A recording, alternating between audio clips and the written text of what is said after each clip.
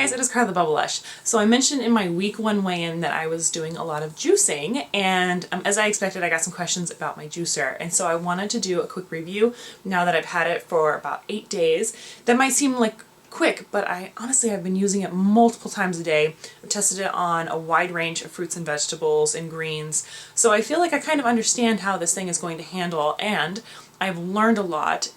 And I kind of know what the machine's pros and cons are. So that's what I'm going to share with you, because I know some of you are looking at buying juicers and I want you to learn from my mistakes-ish. This is a Breville Juice Fountain Compact. First, I do not regret getting a Breville machine. These things are really well constructed. I like the safety feature that this, you see this metal handle right here? This has to be like locked in order for it to go down. The machine is kind of loud, but I would expect that from a juicer, and overall I just feel like it's really well constructed. So I think that Breville is a great line to go with if you're looking for a centrifugal, non-masticating juicer. The masticating juicer goes slower, so you're going to see the motors running at lower RPMs. And they kind of move the stuff through an auger and they squeeze like every last bit of nutrients out of it. The pulp is very dry. It's a slower machine. So it's kind of slow juicing, and they're more expensive. I think you can get in for about $300. This machine is a $100 machine. I think it's about $130, but usually you can find it for just under $100 on Amazon, and I'll include the link below. It's a good machine, one, if you don't have a lot of counter space. If you're just juicing for one person, it's perfect. I'll talk about the things I like first. So this is the juice cup, right? It's a 2-piece.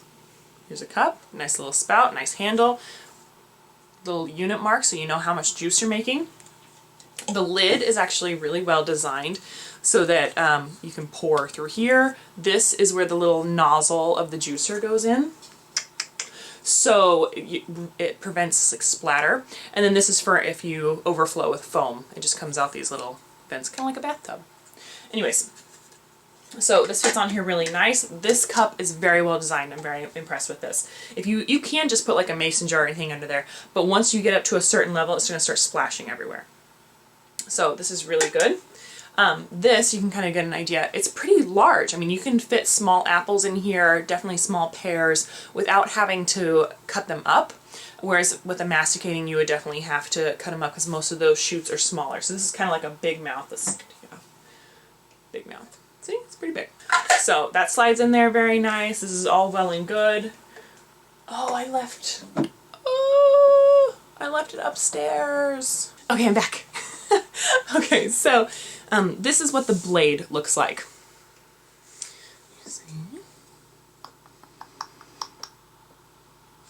So these things are super sharp, and it just fits in here. Let's take this off. Okay, it's such a mess. Do you see the arrows? And you see the arrow?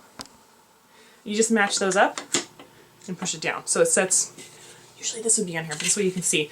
So the fruit comes down, catches on these little tines, spins out through the mesh into there. Perfect, right? Yeah. Okay, so take this off and I'll assemble it correctly.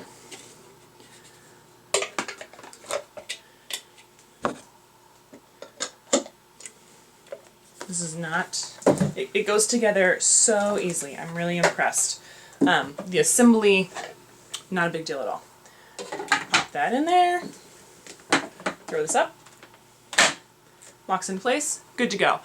This, and this piece can all be put in the dishwasher. Now my top row of the dishwasher can barely even handle a wine glass, but this fits in there no problem, so that's great. But this blade has to be hand washed because otherwise it might bend the tines. Alright, so let's talk about things I don't like about it. Okay, so like I said, this is a great machine if it's just one person juicing. It's also a great machine for if you just want to do your juicing as you go throughout the day. Like if you're a stay-at-home mom, that sort of thing. If you just need to juice like one serving of juice at a time, this is a great machine for you. The cleanup really isn't that bad. You really just have to wipe the pulp from around here because some gets on the lid, and then the pulp gets collected in this trough all the way around. So you have to scrape that out. And then, you know, give everything a good rinse and you're good to do the next batch. But this thing will fill up with pulp in the time it takes to fill this with juice. And when you fill this with juice, you get about 2 of these jars. So I drink one of these jars like as a breakfast or a snack or a lunch type thing. So this is kind of a meal. So basically every time you fill the juicer with pulp and fill this with juice, you're getting about 1 to 2 meals. So if you're juicing in large batches, which is what my husband does, he goes to work very early in the morning, he doesn't want to run the juicer in the morning, so he prepares all of his juices the night before. And actually I found that if I prepare my juices the night before and I have them just ready to go in the refrigerator, I'm much better at drinking my juices. Now granted, the phytonutrients and the enzymes will start to break down overnight, but as long as you fill the juice, I've already been sipping off this, but if you fill all the way to the top so there's minimal oxygen in the jars, you're really not going to oxidize that much, and as long as you drink them within 3 days, the nutrient levels should be fine. Granted, it will start breaking down, but it's not a crisis here. So if you want to drink your juice totally fresh, that's fine, but I found that I'm better at it if I juice the night before.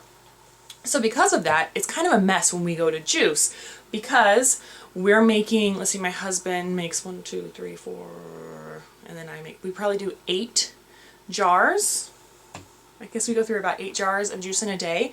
So we have to clean this out 4 times. It's kind of a pain. There are other machines where they extract the pulp into its own separate bin in the back, and you can line that bin with like a plastic shopping bag, and then as it gets full, you just empty it out, but you don't have to take apart your whole machine and clean it in order to empty out the pulp. You can just keep juicing all you want, and you know, this might fill out, but you know, you deal with that. So anyway, if you're going to be doing large batches, if both you and your partner, you know, multiple people in the household are juicing, if you're juicing multiple times a day, this might not be a good model for you unless you don't have any counter space. Then the compact model is great. You're having to really balance, you know, your pros and cons, and also budget is a big thing. So this unit is $100, like I said. If you go up $50, then you can get the next step up in the Breville line, and that'll put your pulp into a different container. It would almost be worth it for us. If it wasn't such a pain to return this, we would probably go and upgrade to the $150 model, which I'll include a link below so you can kind of compare that. And then as far as if your concern is about getting yield out of your produce, this machine handles carrots really well. It doesn't like the process of putting apples through it, especially green apples. It just kind of gets hung up on the peel a little bit, but it does get a ton of juice out of them. One thing it doesn't do great is greens. So your kale, your parsley, cilantro, that sort of thing, wheatgrass, it doesn't get a ton of yield out of that, but it does get plenty. I mean, we get some seriously green juice. So you kind of have to, again, weigh, do I want to have a slightly decreased yield, but I'm not spending a ton on my machine, or am I going to upgrade and spend an extra $200 to get a really high yield masticating juicer and then squeeze every last bit out of that kale? For me, it wasn't worth it. I would rather spend that $200 towards actual produce instead of a bigger machine. So you just have to figure out what's going to work best for you. My advice to you, if you're going to be doing a juice fast, especially if you plan on, you know, juicing long term even after the fast is over, if multiple people in your house are juicing, I would encourage you to get a type of machine that has that extracts the pulp into a different container, just so that you can continue juicing in large batches. If you're a stay-at-home mom, or you want to juice as you go in small batches, if you just want to be an occasional juicer, if you don't have a lot of money, you know, if your budget is smaller, this is a great option. It really is a really good machine. I don't have any complaints about it except for the pulp. That's just my big thing. Also, one thing to keep in mind is that this doesn't have a super long cord. It's fairly, I guess, kind of short. I do really like the design of the cord though.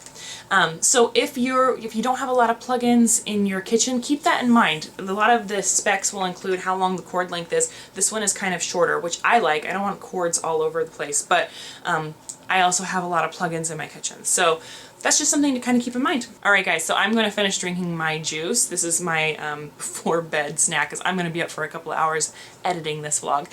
This is carrot, apple, and ginger, which is delicious. This is the very first juice we made, and in fact, I love it so much, I am going to upload, right after this video is up, I'm going to upload the recipe vlog of this. Seriously, check it out, because we're doing this thing called Toddler Taste Test, where we have Hannah taste every juice that we make, and we film her reaction to it, and it is hilarious. I keep the recipe vlogs under 3 minutes. I kind of speed up the juicing process, and so they're kind of fun to watch. You can see the before, the after, what the juice looks like, and then again, Hannah's taste test is really, really funny. So I hope this answered any questions you have about the Breville Juice Fountain Compact. If you have any additional questions, feel free to leave them in a comment below. And again, check out the links to Amazon. You can kind of compare the machines for yourself.